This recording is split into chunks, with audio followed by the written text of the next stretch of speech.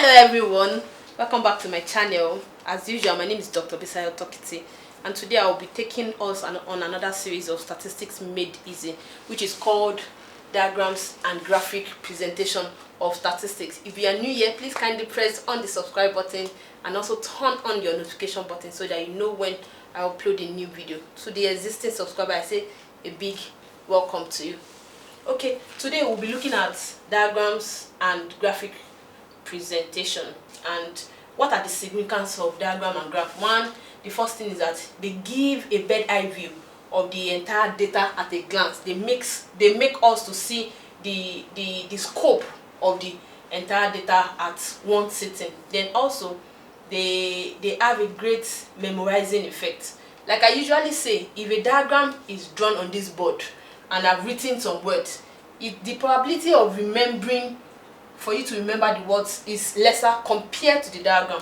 For a diagram, you'd pick one or two features even after a long period of time, so they have a great memorizing effect. They also facilitate comparison. It brings easy comparison between two or more diagrams. Then what are the differences between diagram and graph? One, the graph is usually drawn on a graph paper, while the diagram is drawn on a plain paper. Then also, graph represents mathematical relationship, while diagram does not. It just depicts, you are trying to represent maybe a picture, diagram, or something on a diagram. Then what are the general rules for constructing diagrams? One, for every diagram there must be a table number or a diagram number and a suitable title. It is compulsory for you to give each of your diagrams or what you are trying to draw a suitable title. Then also, the proportion between the width and the height must be accurate. You must maintain an accurate proportion all through. Then also the footnotes. Footnotes is basically when there are some elements that you have represented on the diagram that are not properly written or they are not clearly explained. You just come to the footnote and tell us what they indicate and what it means. Then also, each diagram, you should try as much as possible to be neat and clean while doing your diagram and like that. Then also, every diagram should be simple to interpret, should be simple to understand, and like that. Then the next thing to look at is are types of diagrams that we have. The first set of diagrams that we have are called one-dimensional diagram or bar diagrams. Then we have two-dimensional diagrams, we have three-dimensional diagram, and we have pictogram and cartogram. Then what are one-dimensional diagrams? One-dimensional diagram is a kind of diagram where only the length of the diagram matters, the width does not matter, and one characteristic is being represented on that graph. What are the types of one-dimensional diagram or bar diagrams? We have the simple bar diagram, we have the subdivided bar diagram or component. The subdivided bar diagram can also be called component bar diagram. Then we have the multiple bar diagram, we have the percentage bar diagram, and we have the deviation bar diagram. Okay, the first type of bar diagram we'll be looking at is the simple bar diagram. And on a simple bar diagram, we can only represent one variable. This is an illustration of company A. They have 6 products and sales in thousands. They have company A has 6 products: product 1, product 2, product 3, product 4, 5, and 6. And these are their sales in million, rather their sales in million tons. And what are the requirements for drawing a simple bar diagram? Like we said, it is a bar diagram. There are 2 axes, and the first axis is called the y-axis, while the second axis is called the x-axis. On the y-axis, we represent the sales in million of company A, and on the x-axis, we represent the products that company A sells or the product that they have. We have product 1, product 2, product 3, product 4, product 5, and product 6. And if we remember what we said on constructing of diagrams, that every diagram must have a suitable title. So I've said sales in millions of company A. So I'm going to represent each of their sales on this bar diagram now, and just follow me while I pretend that. If you look at product 1 has 35 million sales, and this is product 1. Where's 35 on our x-axis? 35 will be on something on this point. So product 1 now, drawing out the graph now, because it's a bar diagram, we don't start from 0, and the bars does not touch one another. It has to be same. And don't forget, we said that the width and the length, the breadth and the width, the proportion must be equal all through. So I'm going to start by saying the product 1 is 35. So I come here and draw out 35. 35 should be on this point. So I say 35. Product 1 is 35. Product 1 is 35. Product 1 is 35. So I look at product 2 again. Product 2 is 18. I come and trace out 18. 18 should be around this point. So product 2 is 18. The bars don't touch each other for a bar diagram. So product 2 is 18. Product 2 is 18. 18 should be around this point. Don't forget that the distance between 0 and P1 must be the same. Between P1 and the next bar must be the same. Between P2 and P3, like that, because I'm not drawing on a clean sheet of paper, so you might see a little variance. Then the third product, which is product 3, is 22. So I come here and represent 22. 22 will be a little above 20. So I come here and represent 22. So I draw and say 22. 22. I draw and say 22. 22. Then the fourth product is product 4 and 42. So I come up, I look at product 4 again and trace to 40. This is 40, so 42 will be slightly above 40. So I come up and draw on a straight line. 42. Then product 5 is 32. I repeat the same process. 32 should be a little above 30. So I come and draw up 32. I come up and draw 32. I come up and draw 32. Then the last product is product 6, which is 17. So looking at 17, a little below 20, a little below 20, a little below 20, and it's not up to 18. Don't forget we have 18 here, so a little below 20 will be on this point. 17 should be something like this. Sorry, 17 should be, because that's 18, so 17 should be something like this. This is representing a bar diagram that shows the sales in million of company A. Okay, so the next bar diagram we'll be looking at is the subdivided bar diagram, or we can also call it component bar diagram. And these are types of bar diagram where more than one component are being represented on the bar diagram. This is another illustration that says represent the data on a suitable diagram, and we have the year 2009/2010, 2010/2011, 2011/2012, and these are the numbers of students in each of the year. And we have the Department of Business, Accounting, and Economics. And I've also gone a step further to add up each of the value. 400 plus 300 is 700, plus 200 we have 900. 450 plus 550 is 1000, plus 400 we have 1400. 900 plus 900, 18, plus 1000 we have 2800. I've also gone a step ahead to draw the y-axis and the x-axis. Like I said, the x-axis, only the variables are represented on the x-axis, then the values are usually represented on the y-axis. I want to represent this in a component bar diagram now, and I've done the total. The highest mark I have here is 2008, and that is why I could determine what my scale will be. The lowest number is 900.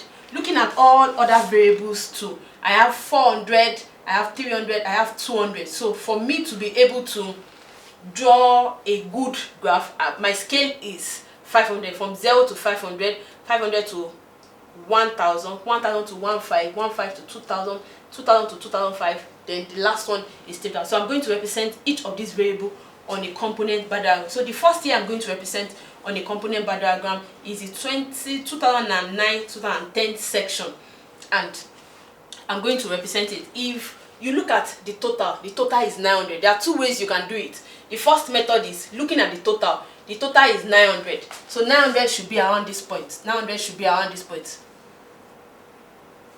It's not up to 1000. 900 should be around this point. It's not up to 1000. 900 should be around this point. And looking at the variables that are represented, for business it is 400. So from this 900, I'm going to mark out 400 from it, and I'll write B. Then adding up business to accounting, that's 400 plus 300, that's 700. So I'll come here and mark out 700 and put accounting. So the last 200 will be what? Economics. I come here and draw a footnote. Don't forget that every table must have a suitable title. I've not put the title, so I want to say numbers of students. Numbers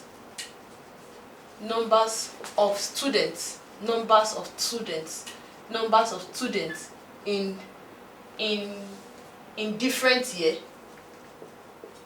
in different section or year, across 3 departments, across 3 departments.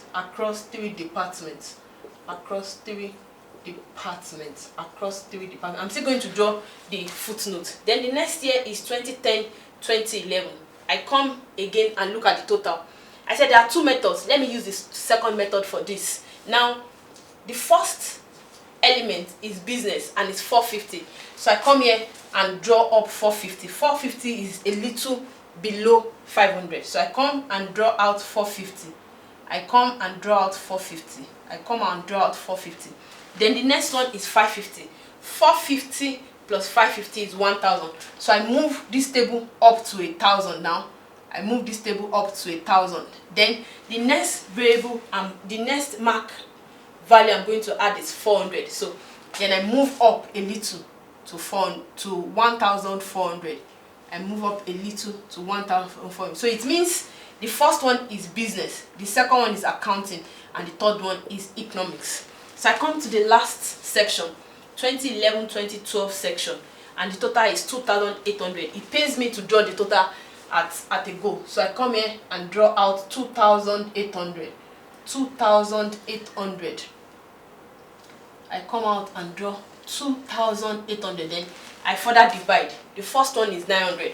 900 is a little below 1000, which is business. Then the next one is 1000. 900 plus 1000 will give me 1900. 1900 will be somewhere around. This is accounting, and the last one is what? Economics. So I come here to draw my footnotes. So that you can understand what each of those elements means. Footnotes. Like I said, footnote is also very important. For anybody carrying this diagram might not understand what B means, A means, and what E means. So I just come here that anywhere you see B, it means business department. Anywhere you see A, it means accounting department. And anywhere you see E, it means economics department. Thank you.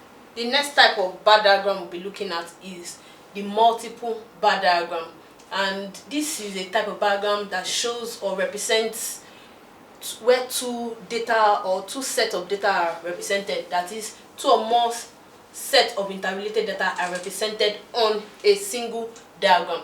And illustration 3 says represent in a multiple bar diagram. And we have fruits.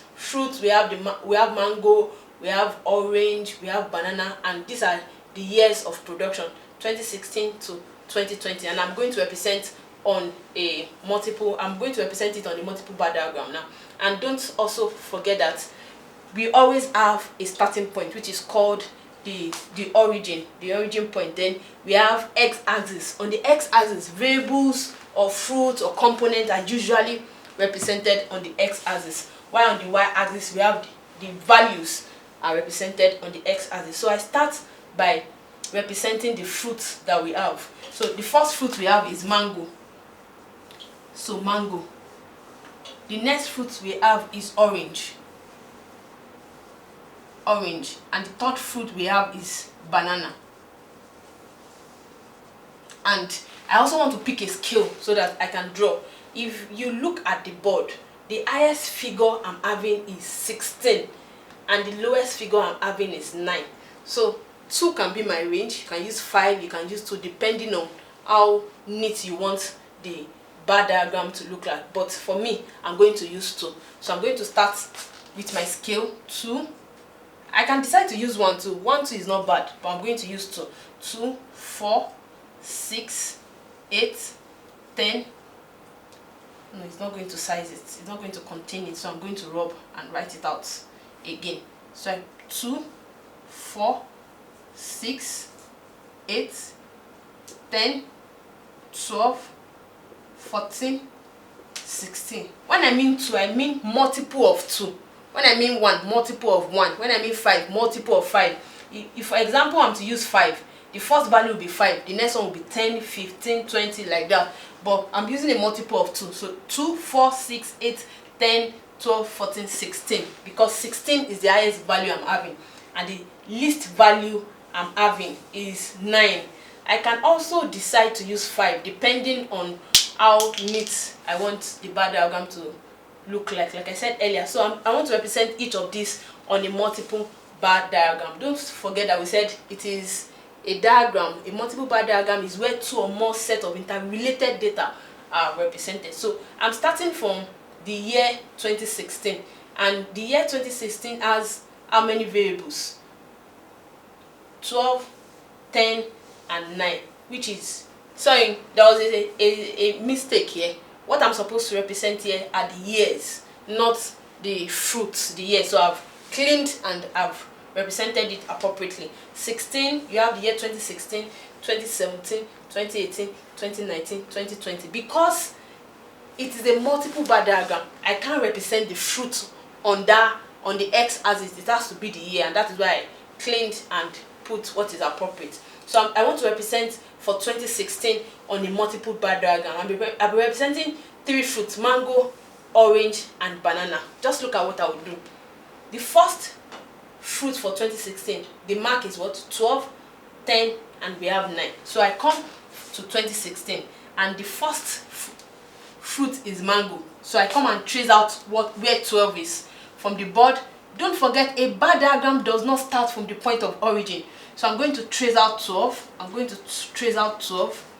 I'm going to trace out 12 for mango. And the same 2016, we have orange, which is 10. I'm tracing out 10 for the same 2016. I'm tracing out 10 for the same 2016. I feel this mango graph is too wide, so I'm going to reduce. Then trace out 10 for orange. Trace out 10 for orange. Then the last one I'm going to represent on that 2016 is banana, which is 9. 9 will be between 8 and 10, and I'm going to trace out 9. So my first bar will be represented by M because it is mango. The next one will be what? Orange. And the third one will be what? B, banana. I'm still going to draw a footnote for that. Then for 2017, mango is 14. So I come up again to 2017 and trace mango for 14. And trace mango for 14. Mango for 14. Mango for 14. Then the next fruit is orange, which is 12. Mango. Then 12. I trace out 12 again. I trace out 12 again. Then the next one is 10, which is banana. The next one is 10, which is banana. So banana, I come out and also trace out 10. I trace out 10 for 2017. The same process is repeated for 2018, 2019, 2020. Look as I do that now. Then the last one is banana. Then for 2018, the first fruit is 14. I come up again and trace out 14 for 2018. I trace out 14 for 2018. 2018, okay, 15 for 2018 rather. For 2018, the first value is 15 for 2018. The first value for 2018 is 15. So I come out and trace out 15. Then the next value is 13. I also trace out 13 for 2018. Then the next one is 11. Then I also trace out 11 for 2018. Because I'm drawing on a board, so these are not completely straight, but if you are doing your note, try to make it as straight as possible. So this is M, this is O, orange, and this is B, banana. So for 2019, the first value is 14. I also come out and trace out 14 for 2019. I trace out 14 for 2019, which is represented by M. Then the next one is 13. I also trace out 13, which is represented by O, orange. Then the last one is 11 and is represented by banana. 11, and it is banana. So I come and write B. Then the last one, or the last year, the first value for mango is 16. So I come up and trace out 16. I come up and trace out 16. I come up and trace out 16. This is too large. I come up and trace out 16. Then for this is mango. Then for orange, I have 15 for orange. I come out, I also trace out for orange, O. Then the last one, which is banana, I have 10. I also trace out 10 and say 10, which is banana. I can simply draw a footnote here because of my space. I'll draw a footnote here and write footnote. I say footnote. Footnotes. And for this footnote, 3 fruits are represented. The first one is M, which is mango. The second one is what? O, which means orange. Orange. And the third one is B, which means banana. So it means anywhere you see M, it is mango. Anywhere you see O, it is orange. And anywhere you see B, it is banana.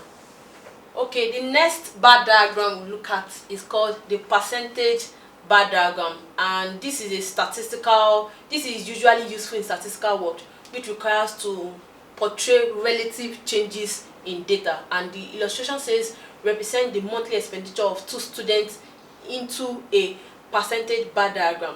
So the first thing I'm going to do is to find a suitable title for my bar diagram, and the title I'm going to write now is monthly expenditure of 2 students. So I write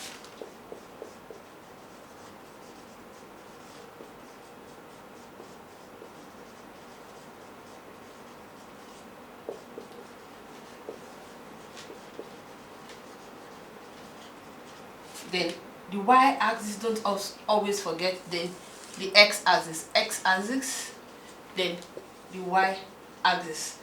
If you look at the board, the question says items the monthly expenditure of student, and it was broken down into their expenditure. The first one is food, clothing, recreation, education, rent, and other miscellaneous expenses. For student A, for food, what he spent is 43 on food, 8 on clothing, 3 on recreation, 5 on education, 10 on rent, and 6 on others. If I decide to take a percentage, because I'm drawing a percentage bar diagram, so I'll take a percentage of each of these elements. What is the first thing to do? The first thing to do is to add up all these variables. So 43 plus 8 will give us 51. 51 plus 3 will give us 54. 54 plus 5 will give us 59. 59 plus 10 will give us 69. 69 plus 6 will give us 75. So how do I get the percentage? The first one will be 43 divided by 75 times 100, and I'll get 57.3. Then the next one will be 8 divided by 75 times 100. I'll get 10.7. The third will be 3 divided by 75 times 100. I'll get 4.0. The fifth will be 5 divided by 75 times 100. I'll get 6.7.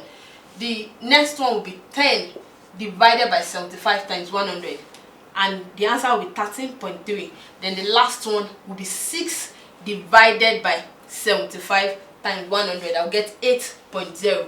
The same process is repeated for student B. Student B, total of all this, 83 plus 17 will give us 100, plus 10, 110, plus 30, 140, plus 15, that's 140 plus 15, that's 155. So for this order will be, the first value will be 83 divided by 155 times 100. I got 53.6. The next one will be 17 divided by 155 times 100, 10.9. Then the next one will be 10 divided by 155 times 100. I got 6.5. Then the next one will be 9 divided by 155 times 100, 5.8. Then the next one will be 21 divided by 155 times 100, 13.5. Then the last one will be 15 divided by 155 times 100, 9.7. Taking a cumulative of each of the students. For student A, the cumulative value will be 57 plus 0, 57.3. Then 57.3 plus 10.7, 68.0. 68.0 plus 4.0, 72.0. 72.0 plus 6.72. I have 78.7. Then 78.7 plus 13.3, 92.0. Then 92.0 plus 8.0, I have 100% or 100. The same process is repeated for the student A. Taking a cumulative of student A, 53.6 plus 0, 53.6. Then 53.6 plus 10.9, 64.5. 64.5 plus 6.5, 71.0. 71.0 plus 5.8, 76.8. 76.8 plus 13.5, 90.3. Then 90.3 plus 9.7, I have 100. So it means on both of the students, my graph will be 100. So I draw the graph now. This is the point of origin. Then the first one is student A, and the next is student B. And my scale, what will be my scale? Looking at the percentage, 10 or 20 can be my scale. I'll prefer to use 20 because of the space available. So the first 20, 40, 60, 80, then 100. So it means for student A, the total I have is 100. For student B, the total I have is 100. So I'll just draw the bar diagram to be 100. The two bar diagrams to be 100. Then come to B2 and draw the bar diagram to be 100. Since the cumulative for both students are 100, so I've drawn a graph that is 100, 100. So what do? I break these items into the bar diagram. Is similar to the component bar diagram that we did. So I'm going to break. The first one says 57.3. 57.3 should be around this point. 57.3 should be around this point, and it is represented by food.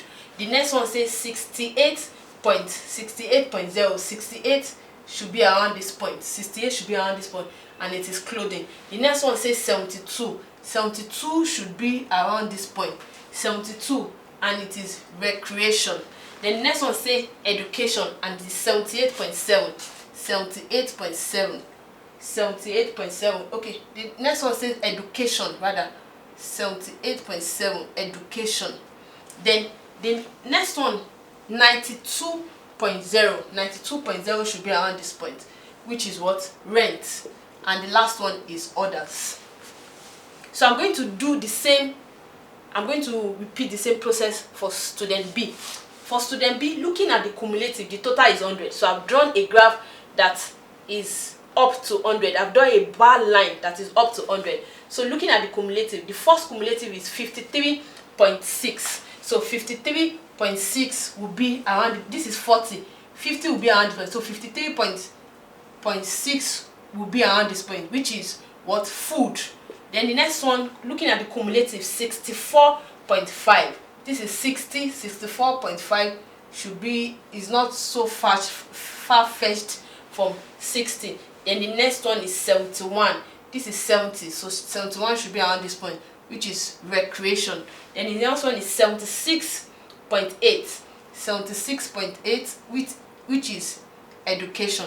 Then the next one is 90. 90 should be around this point. 90, which is what? Which is rent. Then others. Then also, I need a footnote to tell us what each of these elements represents. So I'm just going to draw a footnote. A footnote. a footnote. And for anywhere you see F, it means food. Anywhere you see C, it means clothing. Clothing. Anywhere you see R, it means recreation. Recreation. Anywhere you see E, it means education. Education. Anywhere you see R, another R, it means rent. Rent. Then anywhere you see O, it means others. Others. Because R is 2, I'm going to represent this recreation or rent to be T, the last value there, because so that we don't get confused. So rent will be T, rent will be T, rent will be T. So anywhere we see T, we mean it is rent.